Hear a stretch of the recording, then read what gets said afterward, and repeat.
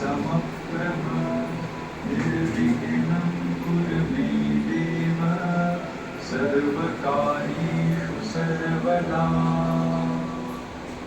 आलेल्या सर्व गणेश भक्तांचे कायकर परिवारातर्फे हार्दिक स्वागत. स्वर्गीय वामन मालुकाकर यांच्या पवित्र स्मृतीस अभिवादन करून सालाबादप्रमाणे यावर्षी देखील एका सामाजिक विषयावर देखावा सादर केला. देखावा विषय असे वाटते की आमच्या घरी मुलगी जन्माला यावी, तिचे मी लाड करेन, खेळवीन, खूप शिकवेन. खरं सांगा, मुलगी जन्माला यावी ना, पण ती शेजारच्या घरात, शेजारच्या घरात, शेजारच्या घरात. आज गर्भनिंद निदान चाचणी बंदी आहे, स्त्री भ्रूणहत्या बंदी आहे, पण जन्मताच त्या मुलीचा खून करणारे राक्षस पण काय कमी नाही. आणि खेळण्यापूर्वीच वेळेला पुस्तकता तिचा खून करता. आई आई रस्त्याने एखादी सुंदर तरुणी चालली की कोणी म्हणतं काय माल आहे, कोण म्हणतं काय पीस आहे, काय आयटम आहे, काय वस्तू आहे. मग शिट्ट्या काय मारता, हसता काय.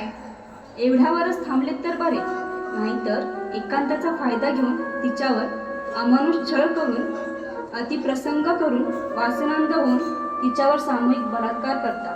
हीच का तुमची मर्दानगी? ती कोणाची तरी बहीण आहे, आई आहे, म्हणे कधी कळणार तुम्हाला? चार चौघांच्या साक्षीने थाटात लग्न झाले, अग्निदेवाच्या साक्षीने सप्तपदी फिरले, आयुष्यभराचा जीवनाचा जोडीदार निवडला, सुखी संसाराची स्वप्नेही रंगवली. पण धनसंपत्तीच्या अभिलाषेत माहेरून आई बाबांकडून हुंडा पाहिजे अशी वागडरकाळी खोलणारा नवरा जेव्हा राक्षस होतो ना, तेव्हा मी मरणाच्या दारात असते. टाहो फोडून जगाला सांगत असते, मला मारू नका, मला मारू नका. पण माझा जातो तो हुंडा. आई आई स्त्री म्हणजे उपभोगाची वस्तू वाटते ना तुम्हाला? जरा विचार करा आणि मागे वळून बघा. शोभाला घडवणारी जिजाई, मुलींची पहिली स्त्री शिक्षिका सावित्रीबाई फुले, अशा किती थोर स्त्रियांची नावं घेऊ. स्त्री ही जननी आहे, ती वसुंधरा आहे, ती माता आहे, ती दुर्गा देवी आहे, ती तुमची कन्या आहे. आज आपण इंटरनेटच्या जगात वावरत आहोत. स्त्रीचा आदर करा.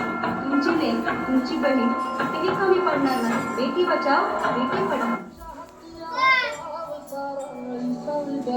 काळजी रे, काळजी रे, माझ्या काळजी